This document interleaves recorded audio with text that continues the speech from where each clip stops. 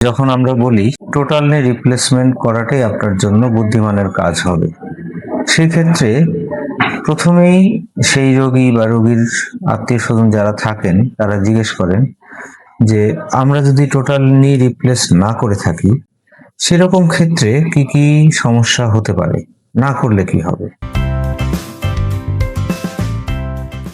আমরা তখনই টোটাল নি রিপ্লেস করার কথা বলি যখন তার জীবনযাত্রা মারাত্মকভাবে ব্যাহত হয় হাঁটু ব্যথার কারণে। যদি সেই অবস্থায় পড়ে কেউ টোটাল নি রিপ্লেস না করে থাকেন তখন এই ব্যথাটাই স্থায়ী হতে থাকে। তো এই ব্যথা স্থায়ী হতে থাকলে উনি ব্যথার ওষুধ ক্রমাগত খেতে থাকবেন। আলটিমেটলি ব্যথার ওষুধের কারণে তার কিডনি এবং লিভারে একটা মারাত্মক প্রভাব পড়তে পারে। এই একটা দিক গেল। আরেকটা দিক হচ্ছে ওনার চলাফেরা একেবারেই সীমিত হয়ে যায়। চলাফেরা সীমিত হয়ে গেলে তার শরীরে মারাত্মক কিছু প্রতিক্রিয়া দেখা দেয়। ওই পায়ের মাংসপেশি সহ অন্য পায়ের মাংসপেশি সকল পেশিগুলোই দুর্বল হতে থাকে, ক্রমশই দুর্বল হতে থাকে, যেহেতু ব্যবহার কম হচ্ছে। একই সাথে ব্যবহার কম হওয়ার কারণে তার হাড়ের ক্যালসিয়ামের ঘনত্ব অর্থাৎ অস্টিওপোরোসিস আরো বৃদ্ধি পেতে থাকে এবং অতি দ্রুত হাড় আরো নরম হতে থাকে।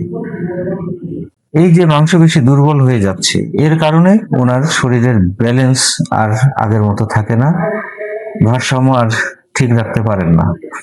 আর এই ব্যথার হাঁটু উনি ব্যবহার কম করার কারণে শরীরের অন্যান্য জয়েন্ট সহ অন্য হাঁটু অতিরিক্ত চাপের মধ্যে পড়ে সেগুলো আরো দ্রুত ক্ষয় হতে থাকে। আলটিমেটলি ওনার অস্টিওপোরোসিস আরো ব্যাপকভাবে বৃদ্ধি পায়, অন্য হাঁটুও অস্টিও আর্থ্রাইটিস আক্রান্ত হয়, অথবা অস্টিও আর্থ্রাইটিস থাকলেও সেটা আরো দ্রুত বৃদ্ধি পেতে থাকে।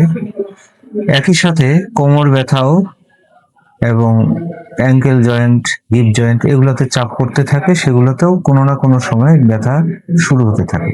এই জটিলতাগুলো ওভারকাম করা অত্যন্ত কঠিন হয়ে যায় যদি টোটাল নি রিপ্লেস যথাসময়ে না করা হয়। যদি শেষ সময়ে গিয়ে আপনি টোটাল নি রিপ্লেস করতে চান, তখন দেখা যায় যে হাঁটু ব্যবহার না করার কারণে সেই হাড় অস্টিওপোরোসিস ডেভেলপ করে নরম হয়ে যায়, মাংসপেশি এতটাই দুর্বল হয়ে যায় যে টোটাল নি রিপ্লেস করার পরেও আর আগের মতো ফলাফল পাচ্ছেন না। এই সমস্ত পরিস্থিতি বিবেচনায় টোটাল নি রিপ্লেস যথাসময়ে করাটাই বুদ্ধিমানের কাজ।